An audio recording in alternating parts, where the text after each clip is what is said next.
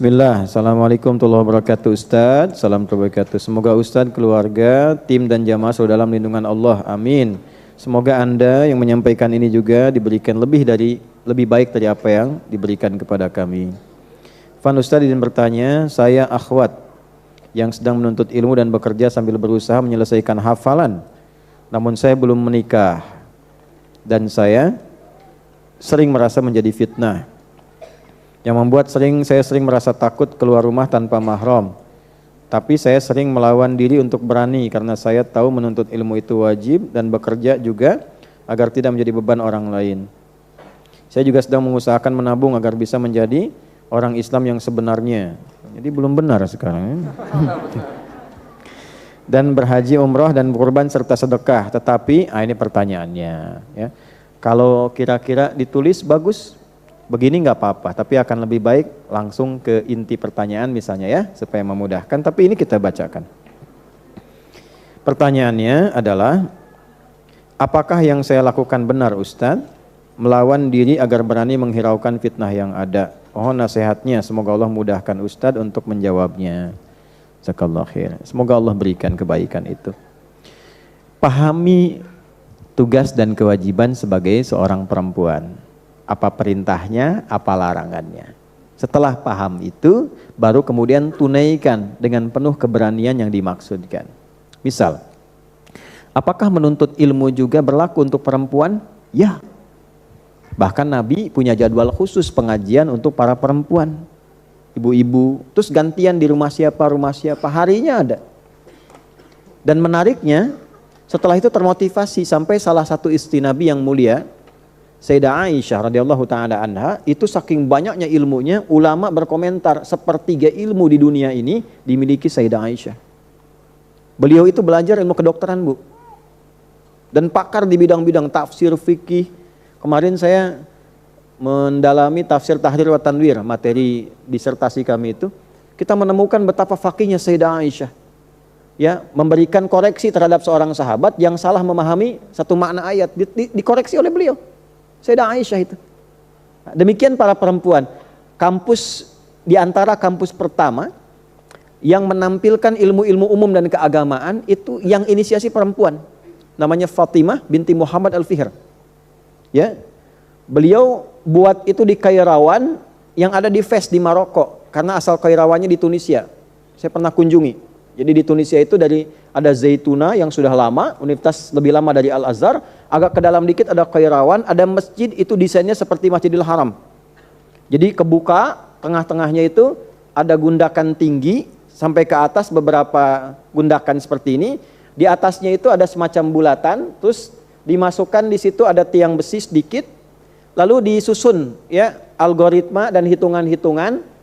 Di sampingnya ada satu tiang besi tertancap, jadi kalau matahari itu bersinar ke situ, memantulkan sinarnya itu ke dalam satu tinggi besi tadi, lalu memantulkan bayangan langsung nunjuk ke waktu sholat. Ya, jadi bukan hanya bayangan, tidak, nunjuknya ke waktu sholat. Jadi begitu bayangannya menunjuk A, sholat duhur, sholat asar, dan itu presisi sekali. Anda bisa bayangkan di zaman itu teknologi belum berkembang, sudah dibuat demikian rupa. Kalau Nabi dulu tancapkan tongkat, lihat bayangan sekian, duhur muncul. Mereka sampai hitung waktu duhurnya di mana. Jadi bayangannya sudah memantul, ya. Ketika memantul sinar, bayangannya langsung menunjuk ke arah waktu sholat. Itu yang kami duplikasi di Mira, di pesantren. Ada satu bagian di depan tuh kita sebut jam matahari. Jadi begitu sinarnya menyinari, mantul langsung nunjuk ke waktu sholat. Nah, di situ tinggal seorang yang hebat, senang pengetahuan, ahli ilmu, punya anak-anaknya juga yang luar biasa soleh, rajin tahajud, rajin puasa. Di antaranya Fatimah, ayahnya Muhammad, kakeknya Fihr. Fatimah binti Muhammad Al-Fihr. Mereka kemudian bermigrasi, ya, lalu menetap di Maroko, di Fes. Lalu karena kangen dengan suasana ilmiah itu bikin kampus. Ya, dari masjid dulu bikin masjid, lalu dikembangkan ke pengetahuan. Kampusnya hebat. Bukan hanya dipelajari tafsir, dipelajari di situ matematika, astronomi, macam-macam, sampai dari Eropa belajar ke situ.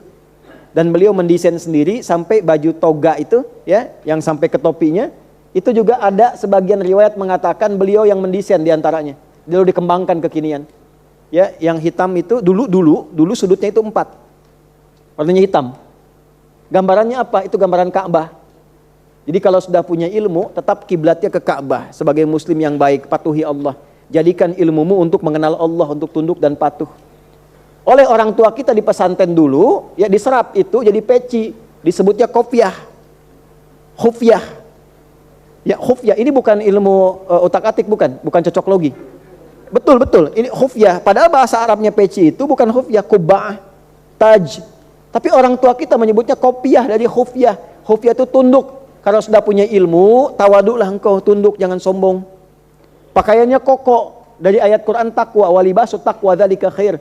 Pakailah pakaian takwa, bawahnya sarung. Padahal sarung itu bahasa Arabnya izar. Dari kata syariat, syara'an, sarungan, hiduplah dengan selimut syariat para santri, pakai baju takwa, kalau sudah pintar jangan sombong. Melangkahlah karena Allah yang baqa dengan penuh keyakinan. Baqa dan yakin disingkat bakyak. Betul. Makanya di pesantren dulu pakai bakyak, ketak gitu kan?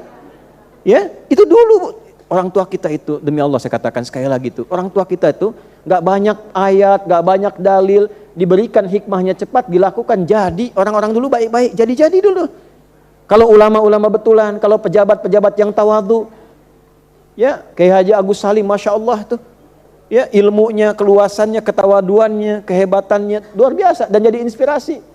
Bung Hatta yang dimakamkan di sini, kejujurannya, integritasnya, keteguhannya, masya Allah. Jadi betul. Dan kalau bilang sesuatu, orang dengar, orang kerjakan.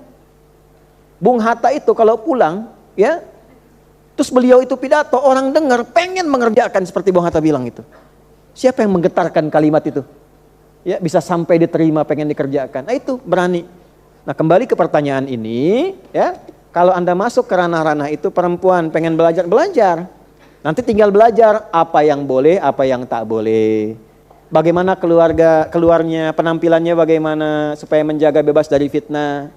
Ya, jangan tabarruj. Apa itu tabarruj? Menampakkan sesuatu, mencari perhatian orang makhluk. Cari perhatian Allah, lawannya ihsan. Ya? Wala tabarrujna tabarrujal jahiliyatil ula. Itu khusus untuk perempuan. Keluar misalnya pakaian sewajarnya supaya Allah senang. Jangan keluar supaya orang senang melihat saya, masya Allah, gitu ya. Pakai kerudungnya pink, bajunya biru, bawahannya hijau, gitu kan? Terus pakai perhiasan di tangan emas 2 kilo misalnya kan? Begitu mau nulis, nah itu. Nah, ada fitnah itu, ada fitnah yang melekat pada diri kita, tantangan kehidupan. Demikian kalau bekerja juga, silakan. Nah pasti setiap pekerjaan ada ujiannya, ada tantangan. Nah itu dilawan. Sama kesini juga ada ujiannya. Ke masjid ada tantangannya. Semua hidup itu nggak ada yang nggak ada masalah. Masalah itu mengkonfirmasi kesungguhan kita dalam menjalani hidup, termasuk mengabulkan cita-cita. Sedikit lagi ya. Semoga Allah mudahkan yang